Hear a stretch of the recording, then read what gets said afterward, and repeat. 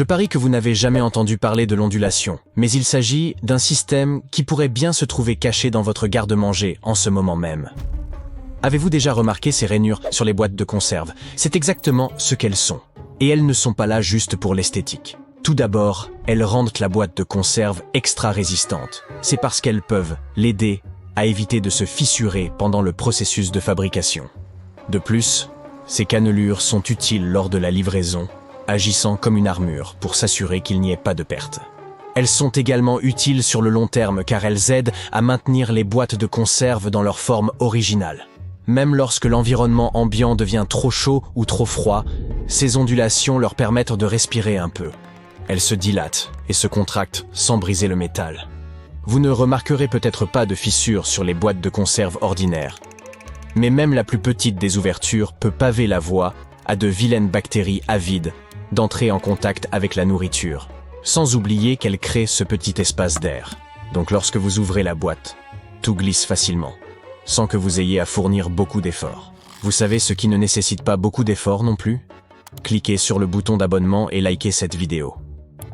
Saviez-vous qu'il existe une plante tellement désireuse d'atteindre le soleil que vous pouvez entendre sa croissance? La rhubarbe, juste avant d'être cueillie dans les champs, absorbe autant de rayons de soleil que possible pour produire du glucose.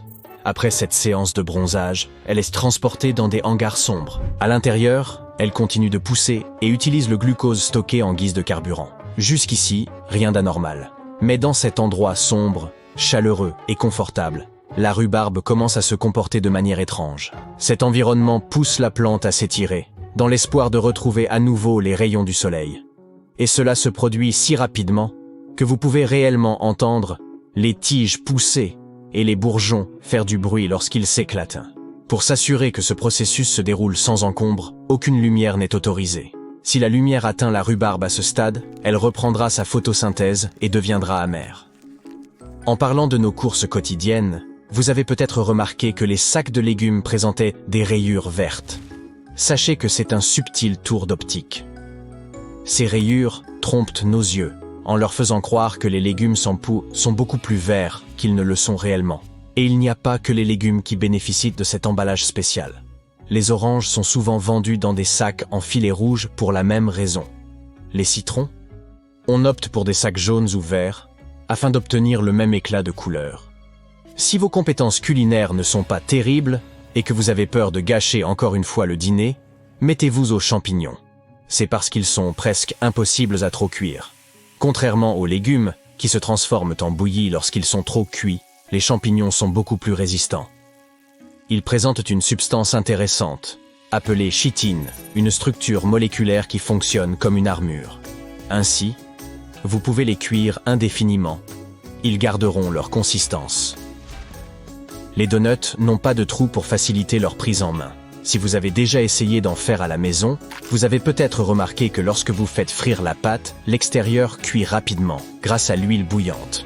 Si vous voulez que l'intérieur soit tout aussi bien cuit, vous devriez le laisser dans l'huile beaucoup plus longtemps, mais l'extérieur deviendrait alors trop brun.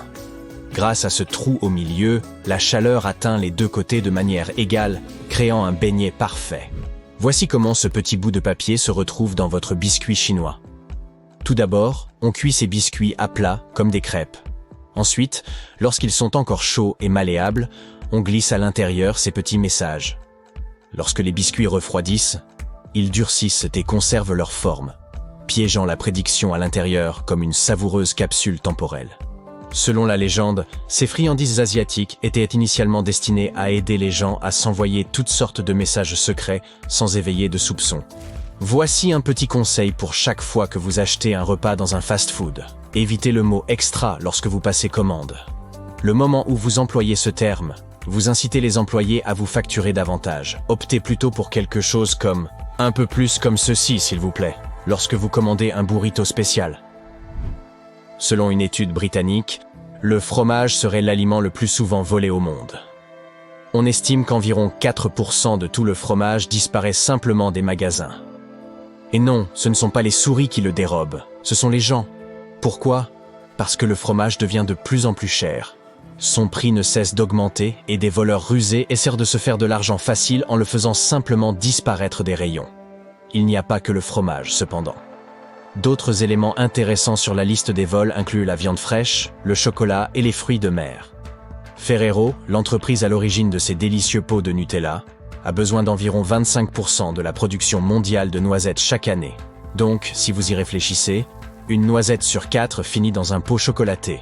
Les fabricants se procurent ces noisettes en Turquie, en Italie et au Chili, en veillant à ce qu'elles soient livrées depuis les 2 hémisphères pour maintenir leur fraîcheur. L'impact de Nutella sur l'économie est encore plus important que vous ne le pensez. En raison de cette forte demande, le prix des noisettes a grimpé en flèche. En 2014, le gel a frappé les noisettes de Turquie. La moitié de la production a été perdue et les prix ont augmenté en conséquence. À présent, même des endroits comme le New Jersey tentent de cultiver ces noisettes dignes du Nutella.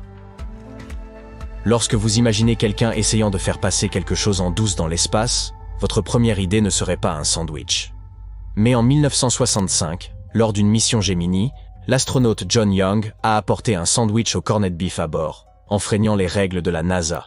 Il l'a caché dans la poche de sa combinaison spatiale avant le décollage. Environ 2 heures après le début du trajet de 5 heures, il s'est tourné vers son commandant et lui a offert cette délicieuse friandise illégale. Le commandant, bon joueur, l'a accepté. Et ils ont rapidement partagé cet encas savoureux. Il a même rangé les restes du sandwich dans la poche de sa combinaison spatiale pour éviter que des miettes ne salissent le vaisseau. En attendant, la nourriture officiellement approuvée par la NASA attendait patiemment dans une boîte à proximité. Les radis ne sont probablement pas votre premier choix en matière d'ingrédients dans une salade, mais ils ont aussi une histoire assez intéressante. Ces cousins de la moutarde, du brocoli, du chou et du chou-fleur sont cultivés et consommés depuis plus longtemps que vous ne le pensez. Avant même que les Romains n'entrent en jeu, à l'époque de l'ancienne Égypte.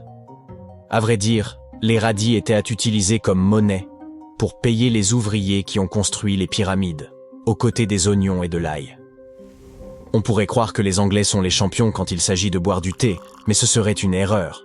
La Turquie est en fait le leader mondial de la consommation de thé. Chaque Turc boit en moyenne 1300 tasses de thé chaque année. Dans une journée ordinaire, ils en sirotent entre 3 et 5 tasses, mais quand l'hiver frappe, ils peuvent atteindre jusqu'à 10 tasses par jour. Les locaux affirment que le thé relève pour eux de la coutume. C'est plus qu'une simple boisson chaude. C'est une excuse pour s'asseoir, profiter de l'ambiance et se connecter avec leurs proches. En ce qui concerne les différentes variétés, c'est le thé noir qui est préféré. Il se pourrait qu'une boisson magique se cache dans votre réfrigérateur. Il s'agit de l'eau tonique, et elle pourrait être capable de briller dans le noir. Si vous êtes curieux, testez-la avec un peu de lumière ultraviolette. Le secret de cette lueur est assez simple. L'eau tonique contient de la quinine, un composé chimique qui s'illumine sous certaines conditions. La quinine était utilisée jadis pour traiter certains problèmes de santé.